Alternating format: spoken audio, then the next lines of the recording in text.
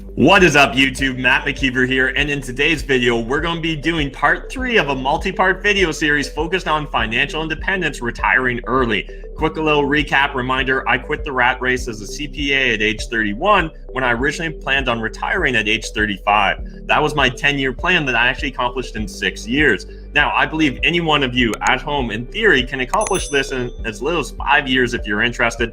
This is all based upon a completely free ebook you can find at mattmckeever.com, or there'll be a link in the video description down below if you want to find your way there. But in today's video, we're going to be focusing on the 3 routes to financial independence and retiring early. Now, I hope you guys enjoy this because this is going to be an interesting approach and not necessarily going to be right for everyone. All right, so when we're talking about the 3 approaches to being able to reach financial independence and retiring early, well, first we need to figure out how you're going to be able to live. So where are you going to be able to live? How are you going to be able to live? So there's really 3 approaches to that. You can live for free, you can accumulate assets, or you can focus on developing enough passive income to meet your needs for the rest of your life.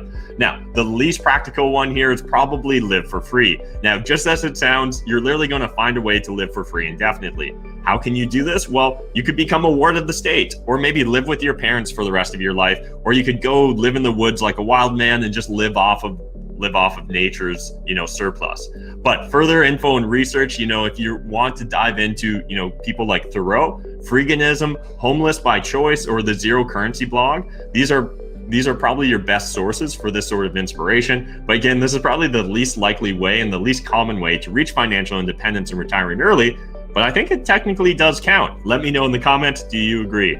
As a little aside, if you guys are interested in learning how to live for free without having to live with your parents or live off of just the nature, live off the land, well, you can look into things like house hacking or rent hacking, which I actually break down in this e-guide. So a reminder, link in the video description down below, go grab your free e-guide and learn more about rent hacking or house hacking and how you can live for free.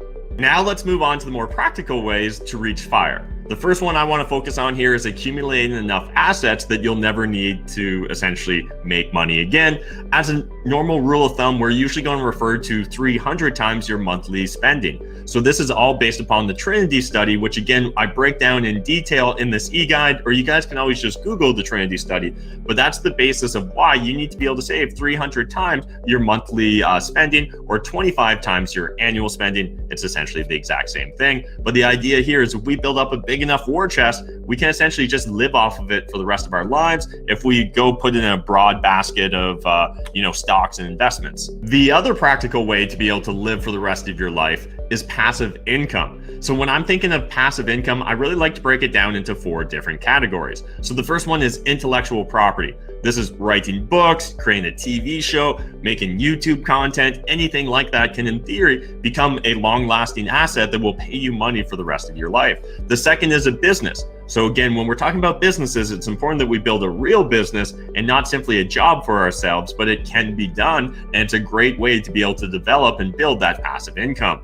Number 3 is real estate. That's the way I did it originally when I decided to retire at age 31. I started at age 25 by buying my first rental property. And then finally, the 4th way that you can create or generate passive income, in my opinion, is debt or public equities. So this would be buying bonds, buying stocks, anything of that nature, dividends, whether we're rebalancing our portfolio. Again, there's a lot of opportunities, and this can be public or private debt and equity as well. So again, there are different options available, but those essentially are the 4 different ways that you can generate passive income as an individual who's looking at their road to FIRE, and how are you going to be able to pay for yourself for the rest of your life.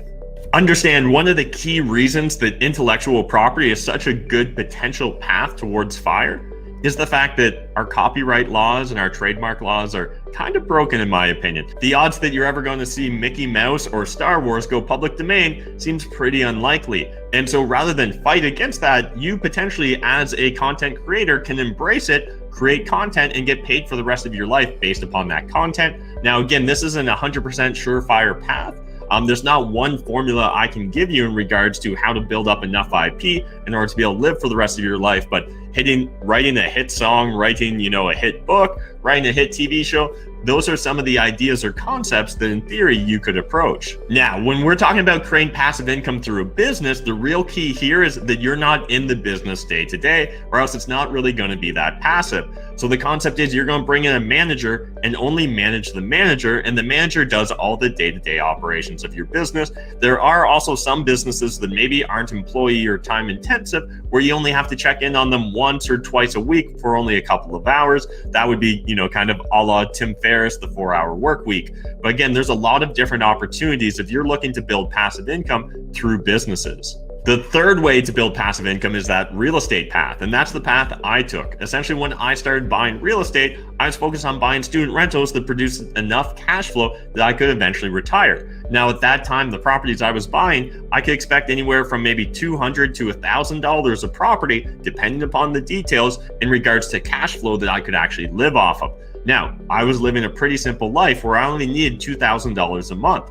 Under those circumstances, all I needed was kind of 4 or 5 properties making about $400 to $500 a month, and I'd be able to reach my lean fire number and allow myself to live indefinitely based upon the cash flow. This is a plan a lot of early retirees focus on, is accumulating assets for 5 to 10 years, then living off the cash flow from the investments that they've built up and developed in the real estate industry or niche. One caveat though about real estate is if you are going to build up passive income through real estate, I really encourage you, in fact, I implore you guys to include costs like property management and repairs and maintenance, because remember, we don't want to cheat ourselves when we're running our numbers. If you want this to truly be passive, you probably don't want to be picking up the phone every day. So you should be factoring in that cost of management. Even if you're managing the property today, factor in the costs into your projection so that tomorrow when you decide to truly retire and you truly want passive income, it actually is passive income. Finally, the fourth path to passive income would be debt or public equities. So you could be buying bonds or giving out loans essentially, and you're going to make interest income off of the money you lent.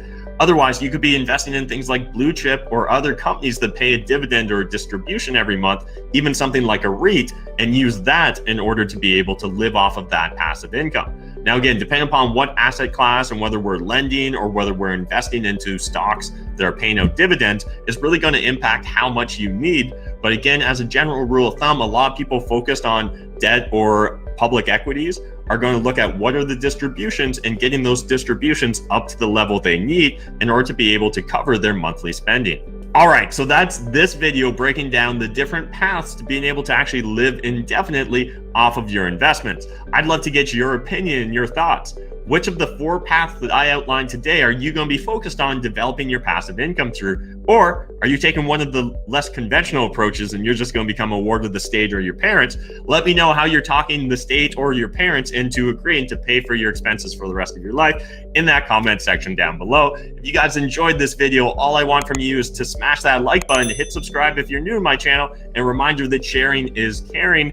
And make sure you grab your own copy of the ebook so that you can actually follow all the details, because this is a 20-page ebook. We can't cover everything in one video, but I hope you guys got value from this. So again, smash that like button. I'll see you in the next video.